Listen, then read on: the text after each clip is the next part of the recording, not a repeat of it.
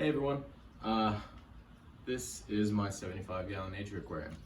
I'm doing this video basically because today's the last day it's gonna look like this.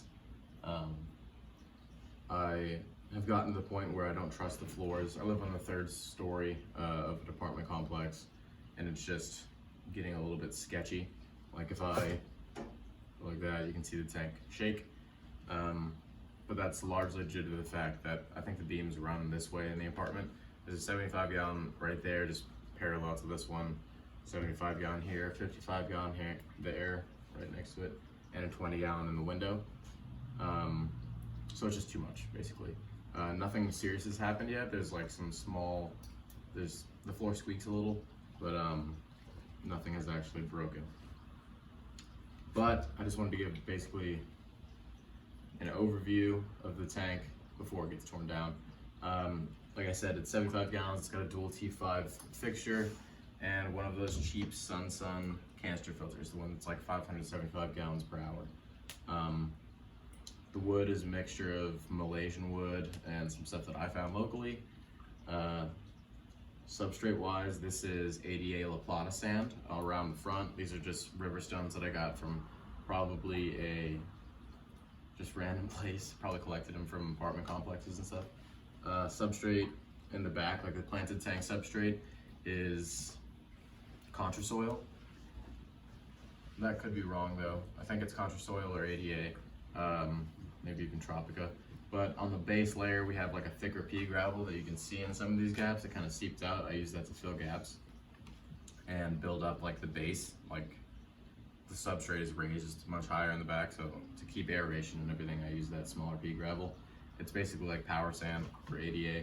But yeah, there's the back is fully planted with Cryptocorn Balansae, and the foreground is very heavily planted with Anubias. This has changed over time.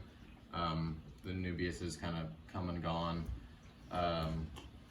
But the main thing is the narrow-leaf Java Fern. That's like the main plants I really wanted, and I finally got a bunch of that, and finally got that to like really take hold. A lot of it's getting really big, and it's a plant that I very successfully grew out in here so that I would be able to use it in later scapes.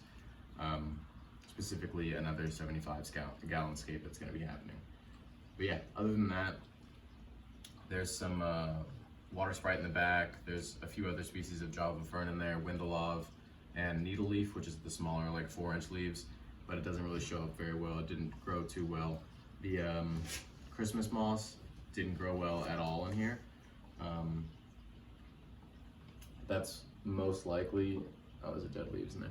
That's most likely due to the temperature. I pulled the Christmas moss out of a 10-gallon riparium, very high flow, not very high flow, just a lot of aeration, so the water's cold, no heater, all that stuff. So it went from cold water to warm water and kind of just died.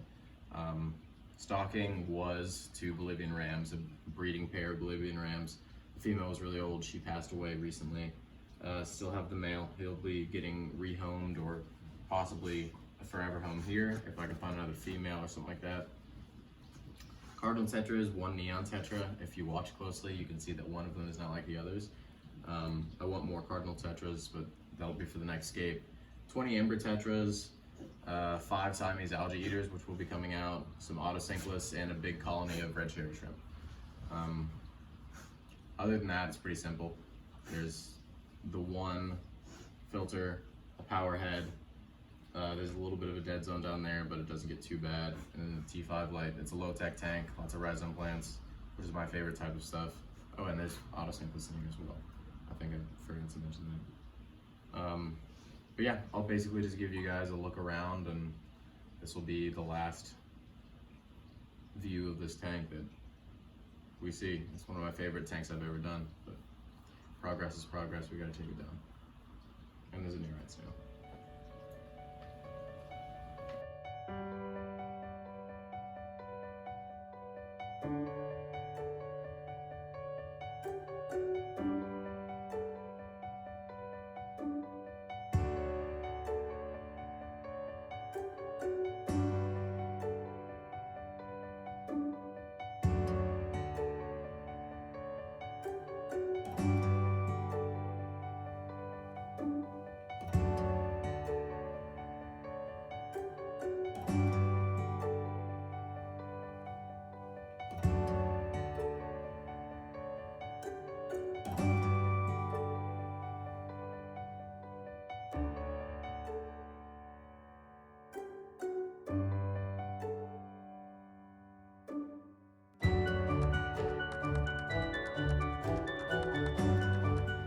But I just want to say thank you to everyone who followed the tank from the start. It's only been set up for like less than a year, which is a real bummer to why it has to be taken down. This is my biggest nature aquarium I've ever done, and it's probably one of my favorite tanks I've ever set up. But I'm hoping the next one I do will have the fish that I actually set this tank up for in it. Discus. The whole point of this tank was, well, actually, the scape was originally intended for my leopard tenipomas, and then I started planting it and decided that was not a good fit for them. So I set up the leopard tenipoma tank, which is also coming down. But I wanted discus and I never got discus. So the next tank will be set up specifically for discus, and we're gonna be doing that. But yeah, thank you guys so much for watching and following the tank builds. Don't forget to like and subscribe, and hopefully I'll see you guys next time.